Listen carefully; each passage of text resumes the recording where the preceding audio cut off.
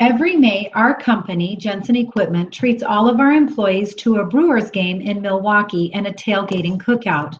Although we do not provide alcohol, our employees bring their own and buy drinks during the game. One of our employees struggles with an alcohol addiction. This year, she brought her neighbor's son, who was only 9 years old, to the game. Usually, our employees are very respectful and keep drinking to a minimum at a Jensen Equipment function. At this game, Jeannie was drunk. All the employees noticed it, of course, and made me aware of it. She decided to leave the game early. As she stood to go, I followed her to the parking lot and asked if I could drive her home because it seemed as though she'd had a lot to drink. She assured me she was fine and everything would be okay. This conversation went on for about 10 minutes. I asked for her keys and she refused. She became frustrated with me and offended to think that she couldn't handle getting this young boy home safely. I asked her to text me when she arrived home and we parted ways. After she left, I alerted the authorities, hoping they would cite her when she got in her car. They could not do anything because of their responsibilities at the stadium. I just said a prayer to protect that little boy. She arrived home safely, texted me, and apologized for having too much to drink. I told her that not only did she put her own life in danger, but the life of that little boy and everyone else on the road. Not to mention, she put Jeff and I in an awkward situation since it was a company-sponsored event. You may listen to this story and think to yourself, I would never drive drunk, and I would never let anyone else drive drunk. That is horrible, terribly irresponsible, and dangerous to everyone on the road. You would never drive intoxicated, and you would never let that happen to anyone else. Well, have you ever sent or accepted a text while you were driving?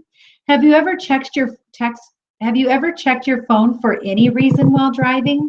If you have put yourself in more danger than if you were driving drunk. You have been driving intoxicated. According to the National Highway Traffic Safety Administration, driving a vehicle while texting is 6 times more dangerous than driving while intoxicated. Drivers who are texting while behind the wheel have a 23% higher chance of causing an accident. The legal blood alcohol level in Wisconsin is 0.08%. That is equivalent to drinking 4 beers and then getting behind the wheel of a car. With 8 beers in your system, your blood alcohol content is 0.39%. That is 4.5 times the legal blood alcohol limit. This is how you drive when you are texting. At enddistracteddriving.com, we learn about the facts while driving and texting. There are 3 types of distracted driving. The first one is manual distraction, which is moving your hands away from the task of controlling the vehicle. The second one is visual distraction, which is when you focus your eyes away from the road. The third one is cognitive distraction. This is when your mind wanders from the task of driving. The scary thing about texting while driving is it encompasses all 3 of these distractions at the same time. Talking on your phone while driving quadruples your risk of causing an accident. Texting while driving increases your chance of an accident by 8 times. When you are texting, your eyes are off the road for approximately 5 seconds. When I say go, everyone close your eyes and I will count to 5 seconds. Ready, go. 1, 2, 3, 4, 5. Did that seem like a long time to you? Would you ever purposely close your eyes while driving for that time or encourage your children to do so?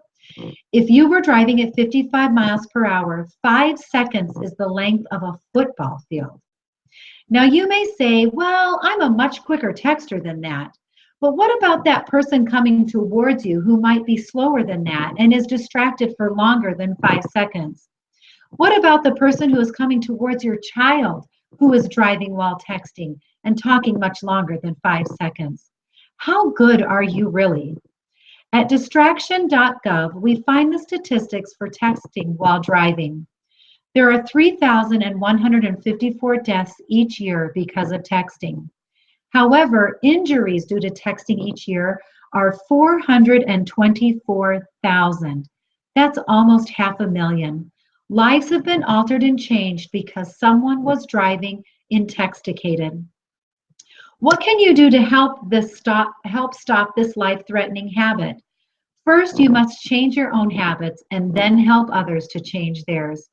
Here are 7 things you can do to kick the habit of driving and texting. Put your phone on silence before you get in the car so you don't even know when a call comes in. Number 2, put your phone out of reach and then don't reach for it. Number 3, check your phone before you drive and after you drive and text at those times.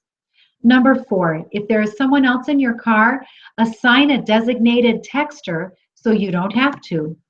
Number 5, just listen to the radio or carry on a conversation with those in the car with you. Number 6, just pay attention to the road. And number 7, you can set up your phone to send an auto text. That is, if someone texts you, your phone will automatically send a text that says, "I'll get back to you when I can reply safely." This is my favorite option. I have a friend who was not killed by a texter, but is one of the statistics of being injured. She suffered a major brain injury that has taken her short-term memory. Her back is now fused together, limiting mobility, and her legs were completely shattered. After 1 year of intense therapy, she can walk on her own again. Nikki has a wonderful husband and 4 young children. Her life and the lives of her family have been completely altered, not because she was texting, but because someone else was driving while intoxicated. You would never drive drunk or let a friend drive drunk. Why would you purposely choose to drive and text, putting your life and the lives of others in worse danger than as if you were drunk? Put your phones down and enjoy life and allow others to do the same. And please don't ever drive intoxicated. Thank you.